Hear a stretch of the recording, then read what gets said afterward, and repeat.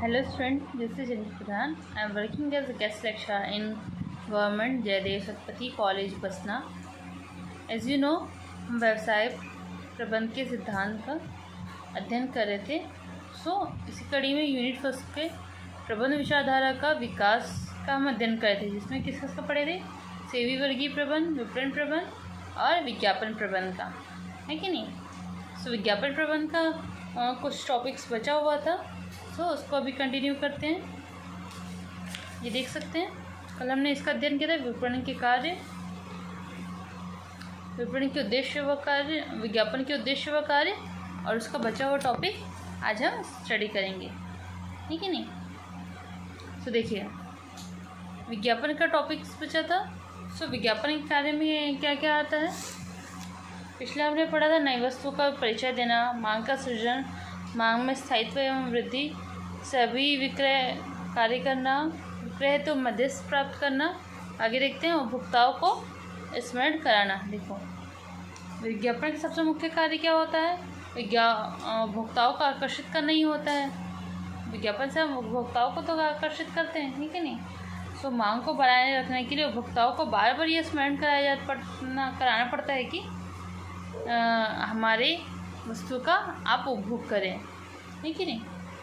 यह कार्य विज्ञापन करता है। देखिए, जब भी ठंडी आती है तो हर घर वाले क्या खरीदते हैं? च्यवनप्राश खरीदते हैं, ठीक है नहीं। और वो च्यवनप्राश में रहता है क्या है? वही अदरक, सोंठ, घी और काजू, किशमिश, बादाम और अलग अलग प्रकार के थोड़ी जड़ी बूटी रहते हैं, ठीक है नहीं। वो क्या होता है? ठंडी में अच्छा होता है हमारे शरीर के लिए। वही अदरक वगैरह, काजू, किशमिश, बादाम हम ऐसे भी तो खा सकते हैं कि नहीं। लेकिन इस चीज़ को स्पेशली फोकस किया जाता है कि ठंडी में च्यवनप्राश का ऐड दिखाया ही जाता है, ताकि उपभोक्ताओं को याद हो कि हमको ठंडी में च्यवनप्राश ही खाना है कि नहीं। या हम अदरक वाली चाय पी सकते हैं, लेकिन उसको छोड़ के हम क्या करते हैं? जाके च्यवनप्राश खरीद के लाते हैं 200-300 रुपये का, और हम उसको 1 चम्मच खाते हैं, ठीक है नहीं। ये क्या हुआ? एक प्रकार की मांग पैदा करना हुआ। उपभोक्ताओं को स्मरण कराते हैं कि आपको इस वस्तु की ज़रूरत है, भले ही ज़रूरत हो ना हो, है कि नहीं, लेकिन मांग को पैदा किया जाता है इस प्रकार से। अगला देखते हैं, प्रतियोगी विज्ञापनों को निष्प्रभावी करना, ठीक है नहीं। प्रतियोगी विज्ञापनों मतलब बाजार में प्रतियोगिता बढ़ाने पर सभी निर्माता अपनी वस्तु का विज्ञापन करते हैं। प्रतियोगी निर्माता के विज्ञापन के अवसर को समाप्त करने के लिए विज्ञापन का ही सहारा लिया जाता है, ठीक है। देखो, बाजार में प्रतियोगिता बढ़ाने के लिए सभी व्यापारी क्या करते हैं? अपने अपने वस्तुओं का विज्ञापन करते हैं। तो क्या होता है? अलग अलग प्रकार के विज्ञापन होते हैं। विज्ञापनों में प्रतियोगिता चालू हो जाती है कि अगर किसी का विज्ञापन बहुत अच्छा प्रभावी होगा तो लोग उसी की वस्तु में ध्यान देंगे, ठीक है नहीं। और किसी का विज्ञापन बहुत लंबा होगा तो कोई उसके विज्ञापन को ध्यान देगा कि नहीं देगा। शॉर्ट एंड स्वीट, और कुछ जो स्लोगन रहते हैं वो बहुत स्पेसिफिक रहे, मतलब कुछ अलग रहे उनके विज्ञापन में। जैसे रेड लेबल टी मतलब ताज, रेड लेबल टी, इस टाइप से कुछ स्लोगन बनाया जाता है, जिससे क्या होता है? वो विज्ञापन बहुत ज़्यादा प्रभावी होता है, और वस्तु जब सामने आता है तो लोगों के दिमाग में स्टक हो जाता है कि हमको यही वस्तु खरीदना है, ठीक है नहीं। इससे क्या होता है? अगर आपका विज्ञापन बहुत अच्छा है तो जो आपके साथ प्रतियोगिता हो रही है विज्ञापनों की, उसका क्या होता है? उसका मांग कम हो जाता है, ठीक है नहीं। देखो, आगे देखते हैं, मध्यस्थों व विक्रेताओं को सहायता करना।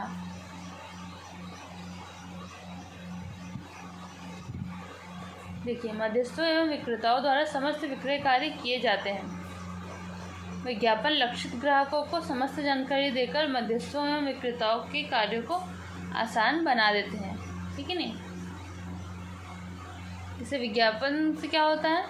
मध्यस्थ और जो विक्रेता होते हैं उन लोग को विज्ञापन विक्रय कार्य में आसानी होती है। कैसे आसानी होती है? विज्ञापन में ऑलरेडी वस्तु के बारे में बहुत कुछ जानकारी दे दी जाती है, तो यहाँ पर विक्रेता को ज़्यादा जानकारी देने की आवश्यकता नहीं होती है ना।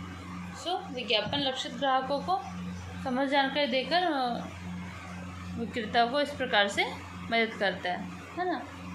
अगर वस्तु के प्रयोग और सावधानी और वस्तु से रिलेटेड जो भी टर्म्स एंड कंडीशंस रहती हैं वो सब के बारे में अगर ब्रोशर्स जो रहते हैं या फिर पॉम्पलेट्स में दे दिया जाता है, तो विक्रेता को वही चीज़ को बार बार बताने की ज़रूरत है क्या? नहीं, वो ज़रूरत है कि विक्रेता खुद खरीदने से पहले उस चीज़ को देख के पढ़ लेगा और फिर ही वस्तु खरीदेगा, ठीक है नहीं। अगला है क्रेताओं को नवीन जानकारी देना। देखो विज्ञापन से क्या होता है, क्रेताओं को नई जानकारी प्राप्त होती है। देखो कोई भी नई वस्तु आती है कि नहीं, सो उसका पता किस चलता है? विज्ञापन से चलता है। जैसे बॉर्नविटा आया, है कि नहीं। बॉर्नविटा पहले बना था क्या? नहीं बना था। बच्चे दूध पीते थे और जब बच्चों को दूध मतलब दूध पीने में आनाकानी होने लगी, मतलब कई बच्चों को पसंद नहीं रहता, तो उनके पेरेंट्स भी उनको दूध पीने में फोर्स करते थे। तो बच्चों की आनाकानी को कम करने के लिए बॉर्नविटा वाला प्रोडक्ट बनाया गया। तो ये क्या हुआ, पहले तो पेरेंट्स को पता नहीं था कि बॉर्नविटा क्या होता है कि नहीं, वो सिर्फ एक चॉकलेट का पाउडर मानते थे। लेकिन धीरे धीरे जब वो बॉर्नविटा बना तो समझ आया कि बॉर्नविटा भी एक प्रोडक्ट है जो दूध के साथ मिला के पिया जाता है, ठीक है नहीं। तो यहाँ पर ग्राहकों को बताया गया कि आपको इस वस्तु की आवश्यकता है, तभी आपके बच्चे दूध पियेंगे, है ना। तो इस प्रकार से उसकी आवश्यकता हो गई। अगला है व्यावसायिक जोखिमों को कम करना, है कि नहीं। देखिए विज्ञापन से निर्माता की वस्तुओं को स्थायी ग्राहक और बाजार मिल जाते हैं। इससे व्यवसाय का आधार मजबूत होता है कि नहीं, और जोखिम कम हो जाती है। देखो ऑफकोर्स ये नॉर्मल सी बात है, अगर जोखिम कम करना है तो व्यवसाय का आधार को मजबूत करना ही होगा, है ना। और विज्ञापन जब होता है तो जो विक्रेता है उसको क्या होता है, स्थायी ग्राहक मिल जाते हैं, ठीक है नहीं। क्योंकि देखो अगर कोई बचपन के 5 साल च्यवनप्राश खाया तो उसको एक प्रकार से आदत भी हो जाता है कि हर समय ठंडी में मैं च्यवनप्राश खाऊंगा ही, तो वो बुढ़ापे तक हर साल ठंडी में च्यवनप्राश खाता है। तो इस प्रकार से क्या होता है, एक स्थायी ग्राहक बन जाते हैं, है कि नहीं। वो व्यक्ति खुद भी खाएगा और अपने परिवार को भी खिलाएगा, तो इसमें क्या होगा, स्थायी ग्राहकों में वृद्धि होगी, ठीक है।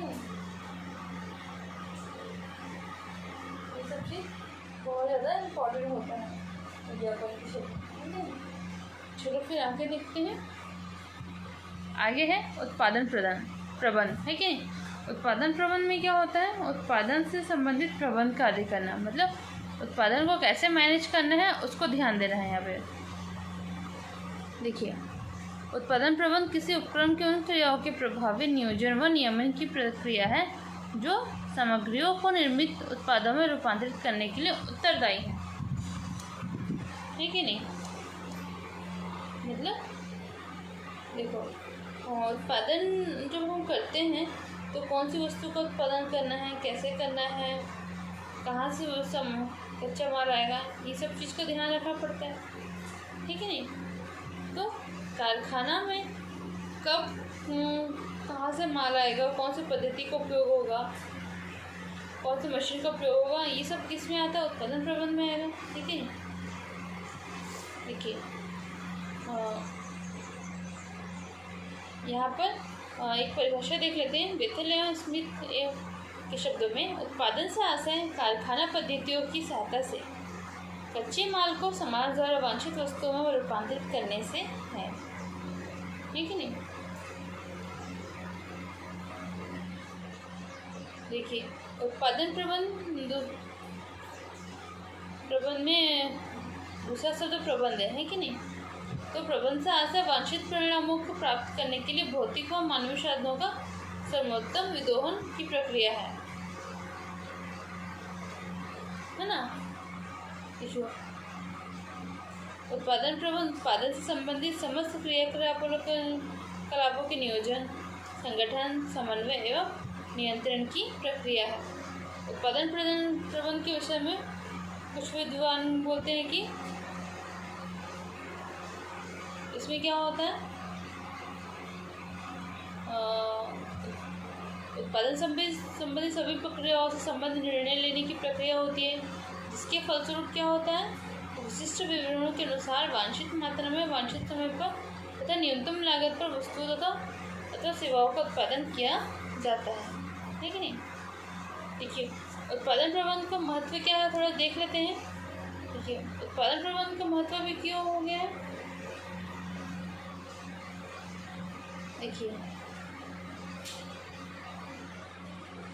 उत्पादन क्रिया की सफलता पर ही संपूर्ण व्यवसाय की सफलता निर्भर होती है।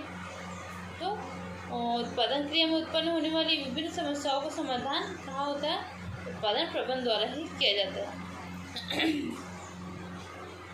देखो उत्पादन प्रबंध से क्या होता है, रोजगार में वृद्धि होती है, रोजगार के अवसरों में वृद्धि होती है, उपलब्ध साधनों का अधिकतम प्रयोग करके नवीनतम उत्पादन प्रक्रियाएं विकसित करते हैं, समाज को नई नई वस्तुएं एवं सेवाएं उपलब्ध कराने के क्षेत्र भी अत्यंत महत्वपूर्ण कार्य करता है ना। क्षेत्र में भी ये सब बहुत महत्वपूर्ण है। देखिए भारत जैसे विकासशील अर्थव्यवस्था वाले राष्ट्र में जहाँ मूल्य वृद्धि एक महत्वपूर्ण समस्या हो गई है, अतः उत्पादन मांग की तुलना में काफ़ी कम है। उत्पादन प्रबंध से आवश्यकता और भी अधिक, तो इस प्रकार उत्पादन प्रबंध की आवश्यकता बहुत ज़्यादा हो गई है, ठीक है नहीं। किसी भी देश की अर्थव्यवस्था के विकास के लिए उत्पादन प्रबंध बहुत ज़्यादा आवश्यक होता है। देखिए आगे देखते हैं उत्पादन प्रबंध के कार्य, है ना। पहला कार्य है उत्पादन नियोजन। उत्पादन नियोजन मतलब प्रोडक्शन की प्लानिंग करना। देखिए उत्पादन नियोजन में का दायित्व निर्वाह सुपुर्दगी की तिथि पर आदेशों की पूर्ति को सुगम बनाता है तथा संपूर्ण उत्पादन प्रक्रिया पर नियंत्रण रखने में सहायता प्रदान करता है। देखो क्या उत्पादित करना है, कितना उत्पादित करना है, कैसे उत्पादित करना है, किन लागतों पर उत्पादित करना है, इन कठिनाइयों के समाधान के लिए उत्पादन करने से पूर्व एक मार्गदर्शक तैयार करना होता है ना। ये होता है हमारा उत्पादन नियोजन। उत्पादन नियोजन के अभाव में एक व्यावसायिक संस्था अपने ग्राहकों के आदेशों की पूर्ति निश्चित समय पर नहीं कर पाती है कि नहीं। उत्पादन प्रबंध में क्या होता है, उत्पाद से संबंधित नियोजन का कार्य किया जाता है, फिर उत्पादन का कार्य। देखिए आगे है उत्पादन नियंत्रण। देखिए उत्पादन नियंत्रण क्या होता है, प्रोडक्शन के कंट्रोल को। देखिए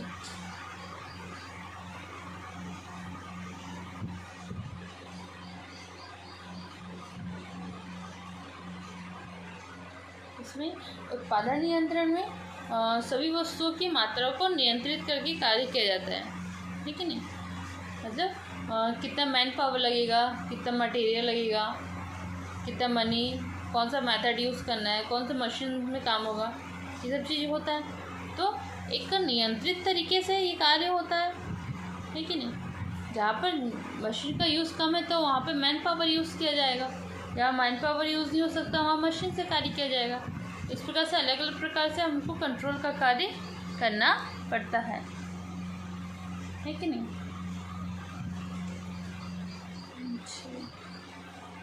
देखिए आगे देखते हैं संयंत्र विन्यास।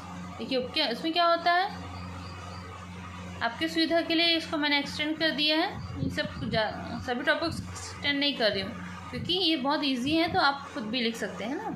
तो देखते हैं संयंत्र विन्यास मतलब क्या होता है, उपकरणों को सही तरीके से सही स्थान पर स्थापित करना, ठीक है नहीं।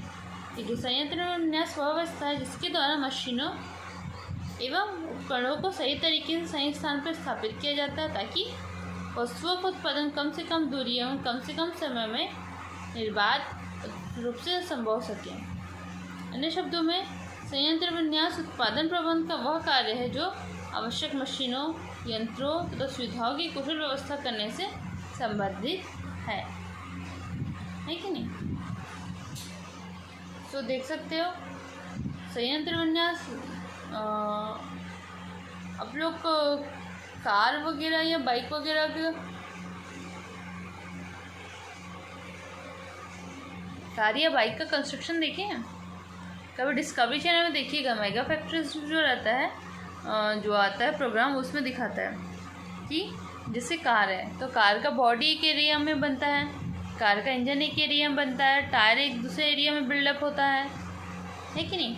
और फिर ये सब प्रोडक्ट मिल के एक स्पेसिफिक एरिया में जाते हैं, वहाँ पर ये सब प्रोडक्ट को असेंबल किया जाता है कार में, है कि नहीं? फिर और किसी जगह जाएगा तो वहाँ पे कार की पेंटिंग होगी, फिर आगे जाएगा तो थोड़ी और डिज़ाइनिंग होगी, है कि नहीं? सो क्या होता है, और इसी प्रकार से हमको मशीनों को व्यवस्थित करना होगा। हम कोई भी मशीन कहीं पर भी लगा देंगे तो क्या हमारी प्रोडक्शन अच्छे से हो पाएगा? क्या नहीं हो पाएगा, है कि नहीं? तो उपकरणों को सही तरीके से और सही जगह पे स्थापित करना बहुत आवश्यक है, तभी हमारा उत्पादन कार्य सही तरीके से चल पाएगा। अगला है कार्य मापन, वर्क मेजरमेंट, है ना। उत्पादन प्रबंधन का एक प्रमुख दायित्व यह भी है कि वह श्रम संबंधी लागतों को कम करे, मतलब हमको कम से कम श्रमिकों की आवश्यकता पड़े, ऐसा उत्पादन प्रबंधन होना चाहिए। इसके लिए वह अपने कर्मचारियों के कार्य का मापन करते हैं ताकि वह ये पता चल सके कि कोई कर्मचारी औसत निष्पादन स्तर से नीचे तो कार्य नहीं कर रहा है। इसके लिए समय अध्ययन एवं गति अध्ययन विधियों का उपयोग किया जाता है कि नहीं?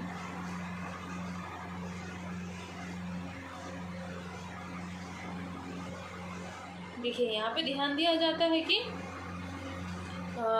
जैसे किसी व्यक्ति को 8 घंटे काम करना है कि नहीं, तो वो 8 घंटे लगातार तो नहीं करेगा, मतलब थोड़ा बहुत ब्रेक लेके भी कार्य कर रहा है कि नहीं, कि कहीं 6 घंटे में कार्य करके वो चला नहीं जा रहा है। ये सब चीज़ का ध्यान देना वहाँ पे पड़ता है। इसके लिए क्या करते हैं, समय का अध्ययन करते हैं, मतलब वो कितने घंटे कार्य कर रहा है। फिर गति का अध्ययन करेंगे कि वो 1 घंटे में कितना कार्य कर रहा है, किस गति से काम कर रहा है कि नहीं।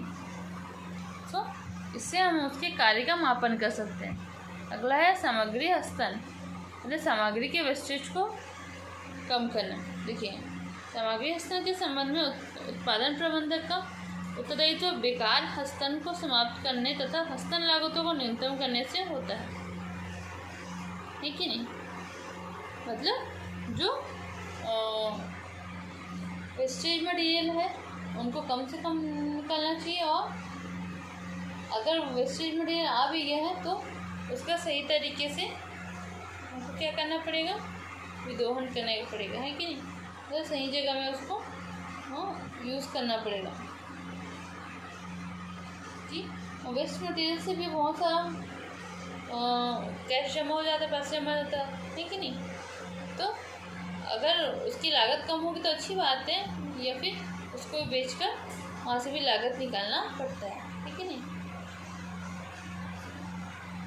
इससे संस्था के उपकरण, सामग्री, मानव एवं मशीन आदि का प्रभावपूर्ण विदोहन संभव हो सके। तो हमको ऐसे तरीके का प्रयोग करना पड़ता है जिससे सामग्री जो बना रहे हैं तो कम से कम वेस्टेज हो, है कि नहीं। अगला देखते हैं स्कंद नियंत्रण। देखिए स्कंद नियंत्रण क्या होता है, इन्वेंट्री कंट्रोल। इस सामग्री नियंत्रण में संबंध में उत्पादन प्रबंधन के द्वारा मितव्ययी आदेश मात्राओं तथा पुनः आदेश बिंदुओं का निर्धारण किया जाता है तथा सामग्री अभाव व अधिक की लागतों को समाप्त किया जाता है।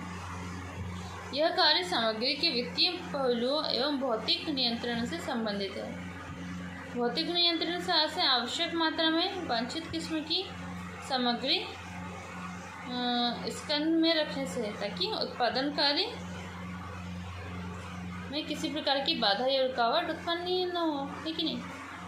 वित्तीय नियंत्रण द्वारा सामग्री को न्यूनतम सेवा लागत पर प्राप्त करने एवं उसे बनाए रखने का प्रयत्न किया जाता है ताकि सामग्री की लागत में कमी की जा सके, है ना।